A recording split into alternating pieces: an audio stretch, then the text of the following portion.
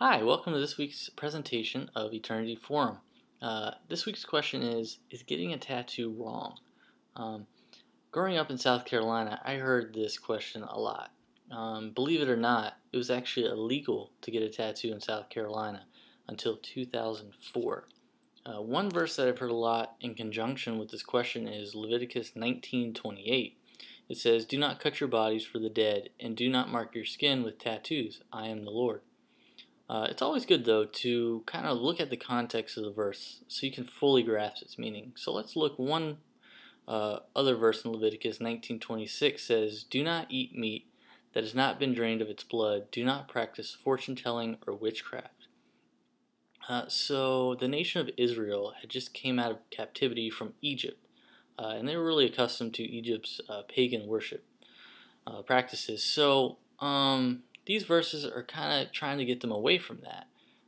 In those times, the only tattoo that a person would have gotten would have been something to worship a pagan god. So I think in our modern day, do we get tattoos to worship a pagan god? I think most people would say no, that they don't. But again, let's not just use a single verse to conclude this discussion. In 1 Corinthians 6:19, it says, "Don't you realize your body is a temple of the Holy Spirit who lives in you and was given to you by God? You do not belong to yourself."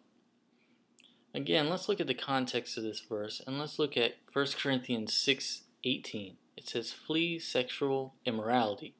Every other sin a person commits is outside the body, but sexual immorality is a sin against his own body." In other words, don't commit sexual sins because your body is a temple for the Holy Spirit and you would be subjecting the Holy Spirit to this sin. If we use this verse for tattoos, we would have already assumed that getting a tattoo is wrong, so we shouldn't do that to our bodies because the body is a temple.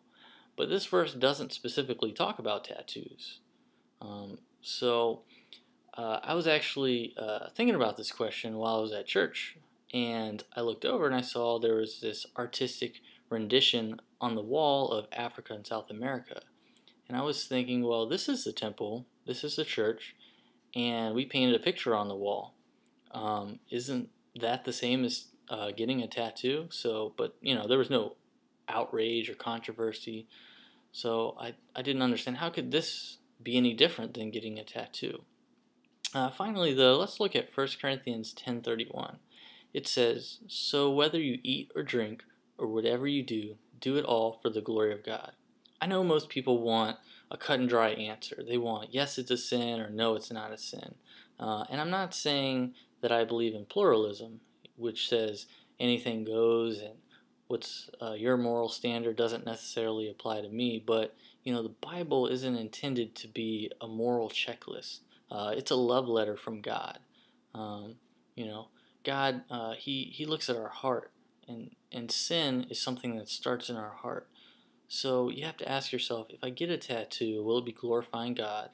And once I get it, will it glorify God?